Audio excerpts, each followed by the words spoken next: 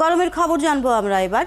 আমাদের সাথে এখন যোগ দিচ্ছেন রাজশাহী থেকে সহকর্মী রাশিদুল হক রুশো, মেহেরপুর থেকে আসিফ ইকবাল ও পটুয়াখালী থেকে আহসানুল কবির রিপন। আমরা প্রথমেই জানবো রাজশাহীর খবর। রুশো, প্রচণ্ড তাপদাহ আমরা সবাই দেখছি এবং অনুভব করছি। রাজশাহীর কি অবস্থা আজ জানতে চাই, কত তাপমাত্রা? এই অঞ্চলে বরাবরই গ্রীষ্মকালে গরম, অনেক গরম হাওয়া বয়ে যায়। এবারের তাপদাহে অন্য কোনো রকম অতিরিক্ত গরম বাতাস আপনারা অনুভব করছেন কিনা জানতে চাই। এবং একই সাথে জানতে চাই, দিনের বেলা খেটে খাওয়া মানুষের সহযোগিতায় সিটি কর্পোরেশন কি করছে, এখানকার প্রাথমিক বিদ্যালয়গুলিতে পর্যাপ্ত ফ্যান আছে কিনা সেটাও জানতে চাই।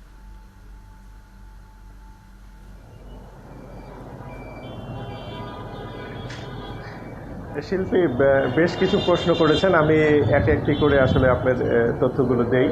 সেটি হলো, প্রথমে আপনি জানতে চেয়েছেন গরমের অবস্থা। আপনি জানেন যে এই উত্তরাঞ্চল, বিশেষ করে এই রাজশাহী, চাঁপাইনবাবগঞ্জ, নওগাঁ, নাটোর, এই অঞ্চলটিতে কিন্তু গরমের সময় প্রচণ্ড গরম পড়ে, আবার শীতের সময় প্রচণ্ড শীত পড়ে। তো এটি আসলে আবহাওয়াগত কারণেই হয়ে থাকে এবং ভৌগোলিক যে অবস্থান এই অঞ্চলের সেটির কারণে হয়ে থাকে। তবে রাজশাহীর বিষয়টি যেটি হয়ে থাকে, বিশেষ করে যারা পরিবেশ বিজ্ঞানী আছেন তাদের সাথে যখন আমরা কথা বলি, তারা যে বিষয়টি বারবার বলেন যে এই পদ্মা নদী কিন্তু এইখানকার যে আবহাওয়া বা জলবায়ু সেইটা নিয়ন্ত্রক। এখন যেটি হয়েছে যে পদ্মা নদীতে কিন্তু পানি থাকে না, প্রায় বছর জুড়েই সেখানে পানি সংকট থাকে, চর পড়ে থাকে। এখন আপনি পদ্মার পাড়ে গেলে আসলে সেটি একরকম মরুভূমি আপনার কাছে মনে হবে। তো এই ক্ষেত্রে আসলে যেটি হয় যে এই যে গরমটি শোষণ করার মতো যে ক্ষমতা, সেটি ধীরে ধীরে এই পদ্মা কিন্তু হারিয়ে ফেলছে। এর কারণে আসলে যে তীব্র গরম সেটি আসলে হচ্ছে। এছাড়াও বৈশ্বিক যে সমস্ত জলবায়ু পরিবর্তন সেটি হয়েছে, স্থানীয়ভাবে যেটি প্রভাব পড়ে সেটি হলো, আমাদের এই এলাকাটি আপনি জানেন যে সম্পূর্ণ কিন্তু কৃষি নির্ভর এলাকা। তো সেই ক্ষেত্রে আসলে এখন মৌসুমি ফল, আম, লিচুর সময়, ধানের সময়। এই সময়টিতে যেটি হয় যে আসলে এই বৃষ্টির অভাব এবং প্রচণ্ড গরমের কারণে বিশেষ করে যারা মৌসুমি ফল ব্যবসায়ী আছেন বা আম চাষি বা লিচু চাষি আছেন, তারা কিন্তু বেশ বিপাকে পড়েছেন, তাদের ফসলের কিন্তু বেশ ক্ষতি হচ্ছে। এখন যেহেতু কোথাও কোথাও ধান কাটা চলছে, কোনো কোনো যেগুলো আসলে লেট ভ্যারাইটির ধান যেগুলো আছে সেগুলো কিন্তু এখনও সেচের প্রয়োজন হচ্ছে, সেখানে কিন্তু সংকট দেখা দিয়েছে। এটি মূলত আসলে যারা কৃষক পর্যায়ে তাদের।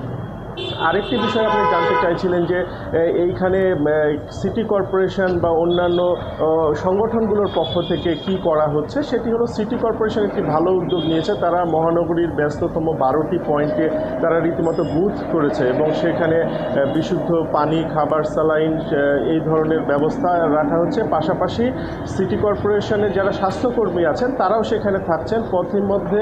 পথের মধ্যে কেউ যদি অসুস্থ বোধ করেন, সেখানে গিয়ে তার প্রেশারটি তারা দেখে নিতে পারবেন এবং সিটি কর্পোরেশনের তাৎক্ষণিক অ্যাম্বুলেন্স ব্যবস্থা আছে। কেউ যদি এইরকম হিট স্ট্রোকে আক্রান্ত হন বা পথে অসুস্থ হন, সিটি কর্পোরেশনের অ্যাম্বুলেন্স কিন্তু দ্রুততার সাথে তাদেরকে যেন হাসপাতালে নিতে পারে সেই ব্যবস্থাও রেখেছে। পাশাপাশি অন্যান্য সামাজিক রাজনৈতিক সংগঠনের পক্ষ থেকে কিন্তু বিশুদ্ধ পানি, খাবার চালিয়ে রেখেছে। এখন যেটি আপনি শেষে যেটি জানতে চাইছিলেন যে স্কুলে পর্যাপ্ত ফ্যান আছে কিনা। স্কুলে পর্যাপ্ত ফ্যান আছে, আসলে একেবারে নেই এটি বলা যাবে না। তবে যেটি সমস্যা হয়েছে যে স্কুলে পর্যাপ্ত ফ্যান থাকলেও প্রত্যেকটি স্কুলে কিন্তু পর্যাপ্ত গাছপালা নেই, খেলার মাঠ, সামনে মাঠ নেই বা স্কুলের আশেপাশে কোনো জলাশয় নেই। এই সমস্যাগুলোর কারণে যেটি হয়েছে যে তাপ যদি 41-42 ডিগ্রি হয়তো সর্বোচ্চ তাপমাত্রা উঠছে, কিন্তু এই কংক্রিটের কারণে সেটি কিন্তু আরও বেশি অনুভূত, প্রায় 44-45 এইরকম অনুভূত হচ্ছে। এখন গতকাল স্কুলের ক্ষেত্রে আমরা যেটি দেখেছি যে শিশুরা যখন স্কুলে আসে, স্কুলে প্রবেশের আগেই তারা দেখেছি যে তাদের পোশাক ঘেমে গেছে। তো এই অবস্থায় চিকিৎসকরা বারবার বলছে যে কোনোভাবে ঘামা শরীর রাখা যাবে না, কোনোভাবে বেশি গরমে থাকা যাবে না, বারবার পানি খেতে হবে। আপনি থাকবেন সাথেই রুশো। আমরা জানবো এবার মেহেরপুরের খবর। আসিফ, আমরা শুনছিলাম রাজশাহীর খবর।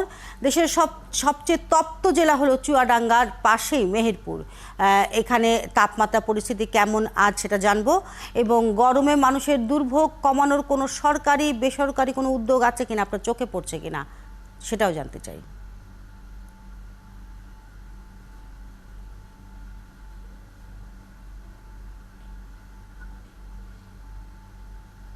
যে শিল্পী, আপনি জানেন মেহেরপুর, চুয়াডাঙ্গা এবং কুষ্টিয়া এই অঞ্চলে কিন্তু দেশের সর্বোচ্চ তাপমাত্রা কিন্তু রেকর্ড করছে প্রতিনিয়ত। গতকাল চুয়াডাঙ্গা অফিসেও কিন্তু মেহেরপুরের চুয়াডাঙ্গার সর্বোচ্চ তাপমাত্রা 42.7 ডিগ্রি তাপমাত্রা রেকর্ড করেছে। এই রেকর্ডের পরে সবচেয়ে বেশি যে বিপাকে রয়েছে আপনি জানেন মেহেরপুরে আম এবং লিচু।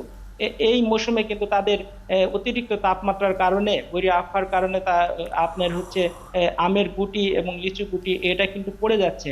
কৃষকরা বিভিন্ন রকম পদক্ষেপ নিয়েছে, তারা সকালে হলো সেচ দিচ্ছে এবং বিকালে বোরন স্প্রে করছে, তারপরে কিন্তু তারা প্রতিকার পাচ্ছে না।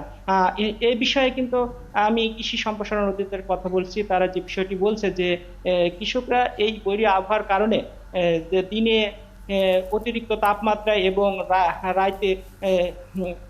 রাত্রে যে শীতল আবহাওয়া, যার কারণে কিন্তু আমের গুটি কিন্তু পড়ে যাচ্ছে। আমের গুটি পড়ে যাওয়ার প্রতিকার পাবে কৃষকরা যদি বিকালে বোরন স্প্রে করে এবং সকালে সেচ দেয়, এ থেকে প্রতিকার পাবে। আর সরকারিভাবে কোনো উদ্যোগ আমরা কিন্তু ইতিমধ্যে কোথাও দেখিনি, তবে বেসরকারি উদ্যোগে দেখছি দিনের বেলা বিভিন্ন জায়গায় বিভিন্ন সংস্থা শরবত বিতরণ করছে। শিল্পী, আপনিও থাকবেন সাথে। আমরা এবার পটুয়াখালীর খবর জানব। রিপন, আমরা জানতে চাই যে উপকূলীয় জেলা পটুয়াখালীর বেশ কয়েকটি এলাকার তাপমাত্রা দেশের সর্বোচ্চ তাপমাত্রার কাছাকাছি থাকছে গত বেশ কিছুদিন ধরে। আজ এখানকার পরিস্থিতি কেমন সেটা জানাবেন, এবং প্রচণ্ড তাপমাত্রায় এখানকার কোনো ফসলের ক্ষতি হওয়ার আশঙ্কা আছে কিনা, কি জেনেছেন আপনি?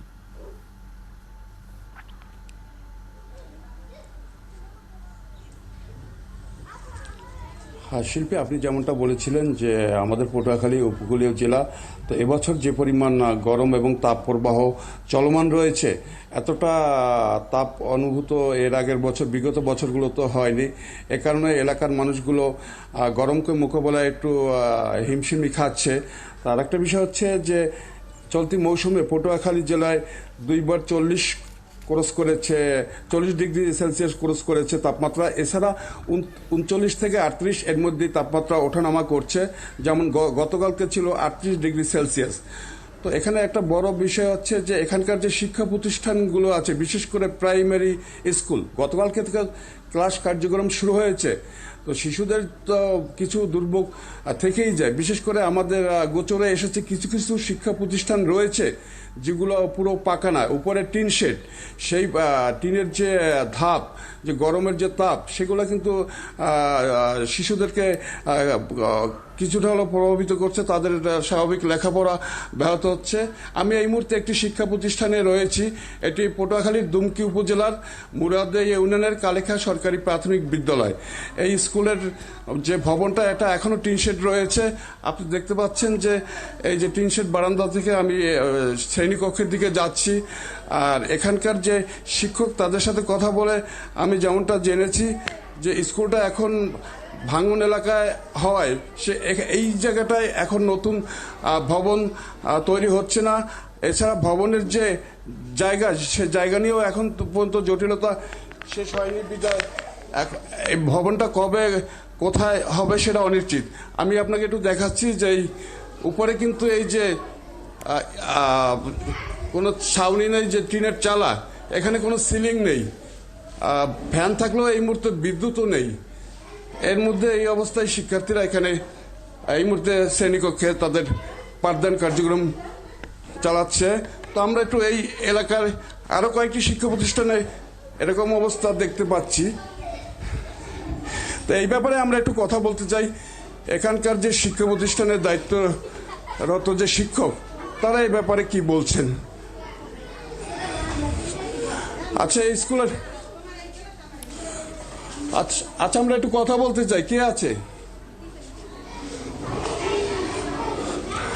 আচ্ছা, আপনি তো এখানকার শিক্ষক এবং প্রধান শিক্ষক। আপনাদের যে এই স্কুলটার ভবনটায় যে পাকা ভবনে, এখানে যে টিন শেডে আপনারা পাঠদান কার্যক্রম চালাচ্ছেন, এই শিক্ষার্থীদের কি সমস্যা হচ্ছে একটু বলেন। শিক্ষার্থীদের প্রচন্ড তাপদাহ, টিনের গরমে বাচ্চারা অনেক কষ্ট পাচ্ছে, শিক্ষার্থীরা অনেক কষ্ট পাচ্ছে।